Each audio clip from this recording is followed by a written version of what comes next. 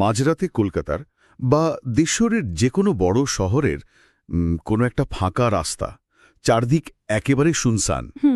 হঠাৎ করেই সেই নিস্তব্ধতা ভেঙে শুরু হলো একদল রাস্তার কুকুরের তীব্র কান ফাটানো লড়াই। যারা এই বিকট আওয়াজে মাঝরাতে ঘুম থেকে চমকে ওঠেন, মানে তাদের মনে প্রথমেই কি আসে? খুব স্বাভাবিকভাবেই একটা চরম বিরক্তি আসে। একদম বিরক্তি, আর তার পরপরই একটা চাপা ভয়। কিন্তু আমরা কি কখনো একটু থমকে দাঁড়িয়ে ভেবে দেখেছি এই ভয়, বিরক্তি আর রাতের বেলা তৈরি হওয়া এই বিশৃঙ্খলার পেছনে আসলে কি লুকিয়ে আছে? আসলে এর পেছনে একটা অনেক বড় গল্প আছে। ঠিক, লুকিয়ে আছে প্রতিদিনের এক মর্মান্তিক বেঁচে থাকার লড়াই। আর ঠিক এই কারণেই আজকের এই গভীর বিশ্লেষণটা এত বেশি গুরুত্বপূর্ণ। হ্যাঁ, বিষয়টা নিয়ে আলোচনা হওয়া খুব দরকার। আমাদের সামনে থাকা বেশ কিছু গবেষণা আর রিপোর্ট থেকে আমরা আজ ভারতের বিশেষ করে বড় ও আধা শহর এলাকার রাস্তার কুকুর বা স্ট্রে ডগ সংকটের একেবারে গভীরে যাওয়ার চেষ্টা করব। আমাদের উদ্দেশ্য একটাই, সমস্যাটার শেকড় বোঝা, তাই তো? হ্যাঁ, শেকড়টা বোঝা। কারণ এই নথিপত্রগুলো ঘাঁটতে গিয়ে একটা বিষয় খুব স্পষ্ট হয়ে উঠেছে যে এটা কেবল রাস্তার কোনো উপদ্রব নয়, এটি প্রাণী এবং মানুষ উভয়ের জন্যই এক অন্তহীন এবং মর্মান্তিক যন্ত্রণার চক্র। এই প্রেক্ষাপটটা পরিষ্কার করা সত্যি খুব জরুরি, কারণ আমরা যখন লক্ষ লক্ষ রাস্তার কুকুরের কথা বলছি, তখন আমরা আসলে প্রতিদিন খাবার, আশ্রয় এবং নিরাপত্তার জন্য তাদের অস্তিত্ব রক্ষার এক মরিয়া লড়াইয়ের কথা বলছি। অস্তিত্ব রক্ষার লড়াই। আর এই লড়াই কিভাবে ক্রমশ একটা অনেক বড় জনস্বাস্থ্যের সংকটের জন্ম দিচ্ছে সেটা বুঝতে হবে। বিজ্ঞানটা না বুঝলে শহরের এই প্রতিদিনের চিত্রটা আমাদের কাছে সবসময় অস্পষ্টই থেকে যাবে।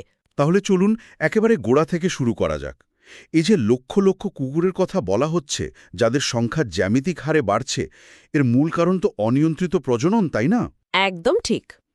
কিন্তু মুশকিল হলো, কুকুরের সংখ্যা যে হারে বাড়ছে, রাস্তার খাবারের উৎস তো সেই হারে বাড়ছে না। না, একেবারেই বাড়ছে না। একটা শহরের নির্দিষ্ট কিছু ডাস্টবিন বা রাস্তার পাশের উচ্ছিষ্ট খাবার, এটাইও তাদের বাঁচার উপায়। এই পরিস্থিতি অনেকটা একটা ছোট নৌকায় ধারণ ক্ষমতার চেয়ে বেশি মানুষের ওঠার মতো। বাপরে, খুব দারুণ একটা উপমা দিয়েছেন। মানে ধরুন, নৌকায় খাবার খুব সীমিত, আর সবাই টিকে থাকার জন্য একে অপরের সাথে লড়াই করছে। এই যে সংখ্যার সাথে সম্পদের বিশাল ফারাক, এটাই কি সব সমস্যার মূল কারণ নয়? হ্যাঁ, আমি এই নৌকার উপমাটার সাথে পুরোপুরি একমত। এখানেই জীববিজ্ঞানের সবচেয়ে নিষ্ঠুর সত্যটা একেবারে সামনে চলে আসে। যখন কোনো নির্দিষ্ট এলাকায় খাবারের চেয়ে খাওয়ার প্রাণীর সংখ্যা বহুগুণ বেড়ে যায়, প্রকৃতি তখন তার নিজস্ব উপায়ে একটা ভারসাম্য আনার চেষ্টা করে। আর সেই উপায়টা খুব ভয়ঙ্কর। ভীষণ ভয়ঙ্কর। অনিয়ন্ত্রিত প্রজনন সরাসরি অনাহার এবং রোগের দিকে নিয়ে যায়। খাবারের এত তীব্র অভাব থাকে যে বেঁচে থাকার মরিয়া তাগিদে কুকুরগুলো একে অপরের সাথে নিয়মিত রক্তক্ষয়ী মারামারি করতে বাধ্য হয়। মানে এটা তাদের স্বভাবজাত কোনো হিংস্রতা নয়? আরই নয়, এটা স্রেফ বেঁচে থাকার তাগিদ। প্রাণীদের জন্য এটা যে কতটা ভয়ঙ্কর যন্ত্রণার, সেটা আমরা অনেক সময় বুঝতে পারি না। কিন্তু এখানে আমার একটা খটকা আছে। রাস্তার কুকুররা তো শতাব্দীর পর শতাব্দী ধরে আমাদের আশেপাশেই এভাবে বেঁচে আছে। তারা কি প্রাকৃতিকভাবেই এই পরিবেশে টিকে থাকার মতো যথেষ্ট শক্তপোক্ত নয়? মানে ইমিউন সিস্টেমের কথা বলছেন তো? হ্যাঁ, রাস্তায় থাকতে থাকতে তো তাদের রোগ প্রতিরোধ ক্ষমতা অনেক শক্তিশালী হওয়ার কথা। এটাই আমাদের একটা খুব সাধারণ কিন্তু বড় ভুল ধারণা। আমরা অনেক সময় রাস্তার কুকুরদেরকে বন্যপ্রাণী বা নেকড়ে ভেবে বসি, কিন্তু এরা মূলত স্ক্যাভেঞ্জার বা উচ্ছিষ্টভোগী প্রাণী। ও আচ্ছা। হাজার হাজার বছর ধরে এরা মানুষের ফেলে দেয়া খাবারের ওপর পুরোপুরি নির্ভরশীল হয়ে পড়েছে। বন্য প্রাণীদের মতো এরা নিজেদের খাবার নিজেরা শিকার করতে পারে না। তার মানে মাসের পর মাস অনাহার চললে তাদের শরীর আর সালি দেয় না? একদমই তাই। যখন এই নির্ভরশীলতার জায়গায় টান পড়ে, তখন তাদের ইমিউন সিস্টেম বা রোগ প্রতিরোধ ক্ষমতা আর শক্তিশালী থাকে না, বরং তা পুরোপুরি ধসে পড়ে। তার মানে পর্যাপ্ত পুষ্টি না পাওয়ার কারণেই ছোটখাটো রোগগুলো এত মারাত্মক আকার ধারণ করে? ঠিক তাই। শরীর দুর্বল থাকলে তারা সাধারণ কোনো ব্যাকটেরিয়া বা ভাইরাসের সাথে লড়াই করতে পারে না। কুকুরে কুকুরে মারামারির ছোট্ট একটা কামড়ের ক্ষত আর শুকায় না। সেখানে দ্রুত গ্যাংগ্রিন শুরু হয়। এরপর আসে মাঞ্জার মতো ভয়ঙ্কর চর্মরোগ। এই মাঞ্জা রোগটার কথা আমি শুনেছি। এটা ঠিক কিভাবে কাজ করে? মাঞ্জা মূলত এক ধরনের মাইক্রোস্কোপিক প্যারাসাইট বা পরজীবীর কারণে হয়। আচ্ছা। স্বাভাবিক স্বাস্থ্যবান কুকুরের ইমিউন সিস্টেম এই পরজীবীগুলোকে খুব সহজেই রুখে দিতে পারে। কিন্তু অনাহারে থাকা কুকুরের ক্ষেত্রে এই প্যারাসাইটগুলো ত্বকের একেবারেই নিচে বাসা বাঁধে এবং ডিম পাড়ে। বাপরে। হ্যাঁ, এর ফলে কুকুরগুলোর শরীরে তীব্র চুলকানি শুরু হয়, পুরো শরীরের লোম ঝরে যায় এবং চামড়ায় দগদগে ঘা তৈরি হয়। একটা কুকুর যখন মাঞ্জায় আক্রান্ত হয়ে রাস্তায় ধুঁকতে থাকে, সেটা কেবল একটা চর্মরোগ নয়। সেটা আসলে ওই অনাহারেরই ফল। একদম দীর্ঘস্থায়ী অনাহার এবং অতিরিক্ত জনসংখ্যার প্রত্যক্ষ এবং মর্মান্তিক একটা ফলাফল। এটা ভাবলেও শিউরে উঠতে হয়। আক্ষরিক অর্থে একটা প্রাণী তিলে তিলে পচে মরছে। কিন্তু এই ট্র্যাজেডি তো কেবল কুকুরদের নিজেদের মধ্যেই আটকে থাকছে না, তাই না? না, মোটেও না। প্রাণীদের এই চরম দুর্দশা শহরের মানুষের দৈনন্দিন জীবনে আশ্রে পড়ছে। আর এখান থেকেই শুরু হচ্ছে আমাদের ভয়ের জায়গাটা। কারণ রাস্তার কুকুর বললেই সাধারণ মানুষের মনে সবচেয়ে আগে যে শব্দটা আসে সেটা হলো জলাতঙ্ক বা রেবিস। আর এই ভয়টাকে কোনোভাবেই অমূলক বা ছোট করে দেখার উপায় নেই। জলাতঙ্ক শুধু একটা রোগ নয়, এটি একটা বড় জনস্বাস্থ্য সংকট, যা মানুষের দৈনন্দিন নিরাপত্তা বোধকে সম্পূর্ণ ভেঙে দেয়। একেবারে। এটি একটা নিখুঁত সাইকোলজিক্যাল এবং ফিজিক্যাল টেরর তৈরি করে। এই জায়গাটা একটু পরিষ্কার করা দরকার। জলাতঙ্কের ভাইরাসটা আসলে কিভাবে কাজ করে, যেটা মানুষের মনে এত গভীর একটা আতঙ্কের জন্ম দেয়? রেবিস বা জলাতঙ্কের ভাইরাসটার কাজ করার ধরন খুবই ভয়ঙ্কর। এটি সাধারণ কোনো ভাইরাসের মতো রক্তে ঘোরে না। তাহলে কোথায় আক্রমণ করে? এটি মূলত নার্ভাস সিস্টেম বা স্নায়ুতন্ত্রকে আক্রমণ করে। কোনো সংক্রামিত কুকুর যখন কাউকে কামড়ায়, তখন এই ভাইরাসটি কামড়ের স্থান থেকে স্নায়ু বেয়ে সোজা মস্তিষ্কে পৌঁছায়। সবচেয়ে ভয়াবহ দিক হল, এই ভাইরাসটা আক্ষরিক অর্থে প্রাণীর মস্তিষ্ককে হাইজ্যাক করে নেয়। হাইজ্যাক করে নেয়? হ্যাঁ, মানে নিয়ন্ত্রণ নিয়ে নেয়। হ্যাঁ, এটি কুকুরের মস্তিষ্কের সেই অংশগুলোকে তীব্রভাবে উদ্দীপ্ত করে যা আগ্রাসনের জন্য দায়ী। ফলে একটা নিরীহ শান্ত কুকুরও হঠাৎ করে অস্বাভাবিক রকমের হিংস্র হয়ে ওঠে, সামনে যাকে পায় তাকেই কামড়াতে চায়। ওহ, তার মানে ভাইরাসটা নিজেকে ছড়ানোর জন্য কুকুরের শরীরটাকে একটা জীবন্ত অস্ত্র হিসেবে ব্যবহার করছে। একেবারে নিখুঁত বলেছেন। ঠিক এটাই ঘটে। কামড়ানোর মাধ্যমে লালার সাহায্যে ভাইরাসটি আরেকজনের শরীরে প্রবেশ করে। আর মানুষের ক্ষেত্রে তো ব্যাপারটা আরও আতঙ্কের। হ্যাঁ, কারণ একবার যদি জলাতঙ্কের লক্ষণ শরীরে প্রকাশ পায়, তাহলে মৃত্যু বলতে গেলে শতভাগ নিশ্চিত। আধুনিক চিকিৎসা বিজ্ঞানেও লক্ষণ প্রকাশের পর এর কোনো চিকিৎসা নেই। সত্যিই ভয়ের। তাই রাস্তায় অদ্ভুত আচরণ করা কোনো কুকুরের মুখোমুখি হলে সাধারণ মানুষের ভয় পাওয়াটা একেবারে যৌক্তিক একটা প্রতিক্রিয়া। একদম, এটা মানুষের অস্তিত্ব রক্ষার সহজাত ভয়। আচ্ছা, এই মারাত্মক ভয়ের পাশাপাশি আমাদের সোর্সগুলোতে আরেকটা বিষয় খুব গুরুত্বের সাথে উঠে এসেছে। সেটা হলো কুকুরের মেটিং সিজন বা প্রজনন মৌসুম। এটা একটা বড় ফ্যাক্টর। দেখা যায় এই নির্দিষ্ট সময় কুকুরগুলো হঠাৎ করেই অনেক বেশি আক্রমণাত্মক হয়ে ওঠে। সারা রাত ধরে তাদের লড়াই আর চিৎকার চলে।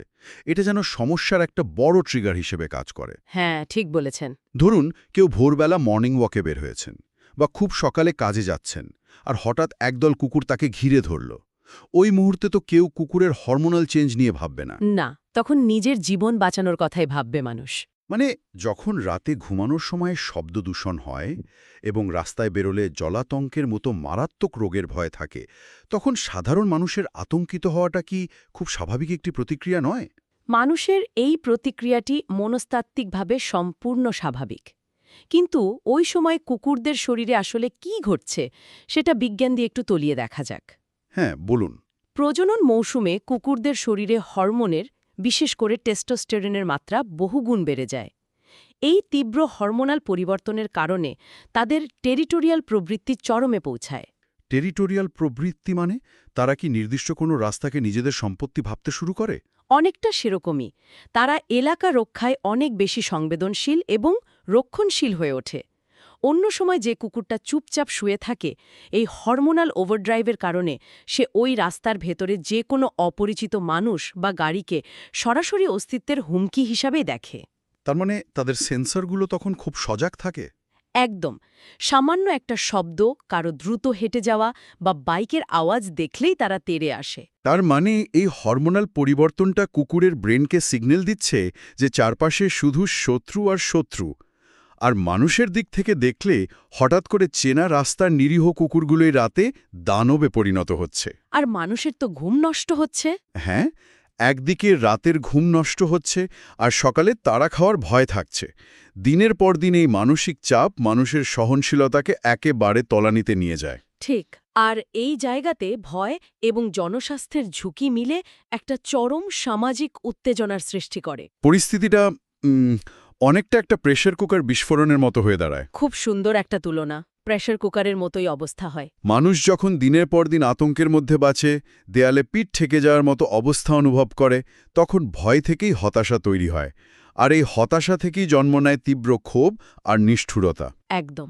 মানুষ তখন সহানুভূতি দেখানোর মতো অবস্থায় থাকে না। এই ভয়ই কি মানুষকে এমন একটা জায়গায় নিয়ে যাচ্ছে যেখানে তারা বেআইনিভাবে কুকুর নিধন বা ইলিগাল কালিংয়ের মতো নিষ্ঠুর পথ বেছে নিতে বাধ্য হচ্ছে?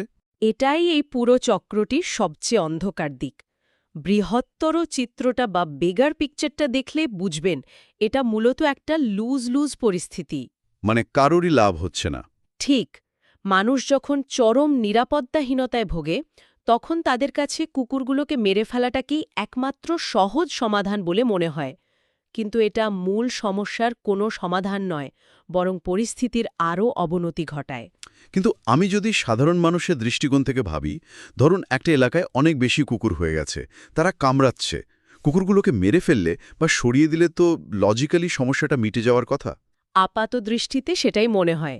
সাধারণ যুক্তি তো বলে কুকুর নেই মানে সমস্যাও নেই, কিন্তু বৈজ্ঞানিক গবেষণা বলছে এটা নাকি একেবারেই কাজ করে না, উল্টে পরিস্থিতি আরও খারাপ হয়। বিজ্ঞান কেন এমনটা বলছে? কারণ জীববিজ্ঞানের একটা খুব পরিচিত নিয়ম হল প্রকৃতি কখনো কোনো শূন্যস্থান পছন্দ করে না। আপনি জোর করে শূন্যস্থান তৈরি করলে প্রকৃতি খুব দ্রুত সেটা পূরণ করে দেবে। আচ্ছা, এই ভ্যাকুয়াম এফেক্ট বিষয়টা বাস্তব জীবনে কিভাবে কাজ করে একটু সহজ করে বলবেন। ধরুন কোনো একটা পাড়ায় ২০টা কুকুর ছিল। তারা সেখানকার ডাস্টবিনের খাবার খেয়ে বেঁচে থাকত। এখন পাড়ার মানুষ অতিষ্ঠ হয়ে ওই কুকুরগুলোকে বিষ দিয়ে মেরে ফেলল বা দূরে ফেলে দিয়ে এলো। এতে তো ২-১ দিনের জন্য এলাকাটা শান্ত হয়ে যাবে। মনে হবে সমস্যা শেষ, কিন্তু আসল ঘটনাটা ঘটবে ঠিক তার কয়েকদিন পর। ওই এলাকার ডাস্টবিনে তো খাবার তখনও জ্যাম হয়ে আছে। ডাস্টবিন তো আর গায়েব হয়ে যায়নি। হ্যাঁ, খাবার তো পড়েই আছে। আর সেই খাবারের গন্ধ পেয়ে আশেপাশের অন্যান্য এলাকা থেকে নতুন কুকুররা খুব দ্রুত সেখানে আসতে শুরু করবে। যেহেতু কোনো প্রতিযোগী নেই, নতুন কুকুররা এই ফাঁকা সম্পদের দখল নিতে হুড়মুড় করে ঢুকে পড়বে। আচ্ছা, বুঝতে পারছি। মানে খাবারের লোভে নতুন দল আসবে। এতে তো সমস্যা যেখানে ছিল সেখানেই ফিরে গেল। না, সমস্যাটা আগের চেয়ে কয়েক গুণ বেশি ভয়াবহ আকার ধারণ করবে। কেন? নতুন কুকুর এলো তো সংখ্যাটা হয়তো একই থাকবে, ভয়াবহ হওয়ার কি আছে? কারণ হল সামাজিক কাঠামো। আগের কুকুরগুলোর মধ্যে একটা অলিখিত নিয়ম ছিল, কে কোথা থেকে খাবে, কোথায় ঘুমাবে সেটা ঠিক করা ছিল। কিন্তু নতুন যে কুকুরগুলো বিভিন্ন দিক থেকে এসে জড়ো হয়, তাদের মধ্যে কোনো পরিচিতি থাকে না। ও আচ্ছা। ফলে ওই এলাকার সম্পূর্ণ দখল নেওয়ার জন্য তাদের মধ্যে শুরু হয় এক চরম রক্তক্ষয়ী লড়াই। তার মানে এলাকাটা আক্ষরিক অর্থে একটা যুদ্ধক্ষেত্রে পরিণত হয়। একেবারেই। নতুন কুকুরগুলো শুধু মারামারিই করে না, তারা ওই নতুন এলাকার মানুষদের প্রতিও অনেক বেশি আক্রমণাত্মক হয়ে ওঠে। সবকিছুকেই তারা থ্রেট মনে করে। আর সবচেয়ে বড় বিপদের জায়গাটা হলো জলাতঙ্ক। হ্যাঁ, নতুন কুকুরগুলোর মধ্যে হয়তো আগে থেকেই জলাতঙ্কের মতো মারাত্মক রোগ থাকতে পারে। আগের কুকুরগুলোর হয়তো ভ্যাকসিন দেওয়া ছিল, কিন্তু নতুন আসা কুকুরগুলোর কোনো মেডিকেল হিস্ট্রি কেউ জানে না। বাপরে, এটা তো একটা বিরাট চিন্তার বিষয়। মানুষ যখন ভয় আর ক্ষোভ থেকে কুকুরগুলোকে সরিয়ে দেওয়ার মতো নিষ্ঠুর পথ বেছে নিচ্ছে, তারা ভাবছে সমাধান হলো, কিন্তু বাস্তবে তারা আরও ক্ষুধার্ত, রাগী এবং সম্ভাব্য রোগাক্রান্ত কুকুরদের নিমন্ত্রণ করে আনছে। একেবারে নিখুঁত বলেছেন। তার মানে বেআইনিভাবে কুকুর নিধন করাটা কেবল অমানবিক নয়, এটা পুরোপুরি অবৈজ্ঞানিক এবং আত্মঘাতী একটা পদক্ষেপ। হ্যাঁ, আপনি ভ্যাকুয়াম তৈরি করবেন আর নতুন কুকুর এসে সেটা পূরণ করবে। মানুষ ক্ষোভের বশবর্তী হয়ে যা করছে তা জনস্বাস্থ্যের ঝুঁকিকে আরও বাড়িয়ে দিচ্ছে। তাহলে আমরা যদি এই পুরো আলোচনাটার একটা সারসংক্ষেপ টানি, বিষয়টা কি দাঁড়াচ্ছে? একটা শহর যেখানে খাবারের চেয়ে কুকুর অনেক বেশি। এই অতিরিক্ত প্রজনন জন্ম দিচ্ছে তীব্র অনাহারের। একদম। অনাহারে ধসে পড়ছে তাদের রোগ প্রতিরোধ ক্ষমতা। সেখানে বাসা মারছে মাঞ্জা আর জলাতঙ্কের মতো মারাত্মক রোগ। এরপর প্রজনন মৌসুমের হরমোনাল পাগলামি। সব মিলিয়ে মানুষের মনে তৈরি হচ্ছে চরম আতঙ্ক। আর সেই আতঙ্ক থেকেই মানুষ হতাশ হয়ে ভুল পদক্ষেপ নিচ্ছে। হ্যাঁ, কুকুরগুলোকে মেরে ফেলার চেষ্টা করছে, আর ভ্যাকুয়াম ইফেক্টের কারণে পরিস্থিতি আরও ভয়ঙ্কর হয়ে নিয়ন্ত্রণের বাইরে চলে যাচ্ছে। এটা সত্যি একটা মর্মান্তিক চক্র। ঠিক, দুই পক্ষেরই শুধু হার আর হার। কুকুরেরা যেমন অনাহারে কষ্টে ধুঁকছে, মানুষের জনস্বাস্থ্য আর নিরাপত্তাও ক্রমাগত হুমকির মুখে পড়ছে। এই তথ্যগুলো জানা আমাদের জন্য খুবই জরুরি, কারণ সমস্যার মূল শিকড় অর্থাৎ অতিরিক্ত সংখ্যা এবং সম্পদের অভাব, এটা বুঝতে না পারলে কেবল ভয় থেকে জন্ম নেওয়া প্রতিক্রিয়া দিয়ে এই সংকটের সমাধান করা কোনোভাবেই সম্ভব নয়। হ্যাঁ, আমাদের বিজ্ঞানভিত্তিক উপায়ে জনসংখ্যার নিয়ন্ত্রণ করতে হবে, নিষ্ঠুরতা দিয়ে নয়। আজকের মতো আমাদের এই গভীর বিশ্লেষণ আমরা এখানেই শেষ করব। তবে যাওয়ার আগে আমি শ্রোতাদের নিজস্ব ভাবনার জন্য একটা প্রশ্ন রেখে যেতে চাই। অবশ্যই। যদি বর্তমানে এই চক্রটি মানুষ এবং প্রাণী উভয় পক্ষের জন্যই কেবল আরও কষ্ট আর যন্ত্রণার কারণ হয়, তবে আমাদের এই দ্রুত বর্ধনশীল শহুরি পরিবেশে এই সমস্যার একটা মানবিক ও স্থায়ী সমাধান আসলে কেমন হওয়া উচিত? খুব সুন্দর একটা চিন্তার খোরাক। এই প্রশ্নটি আপনাদের ভাবনার জন্য রেখেই আজকের মতো আমরা এখানেই বিদায় নিচ্ছি। ভালো থাকবেন সবাই।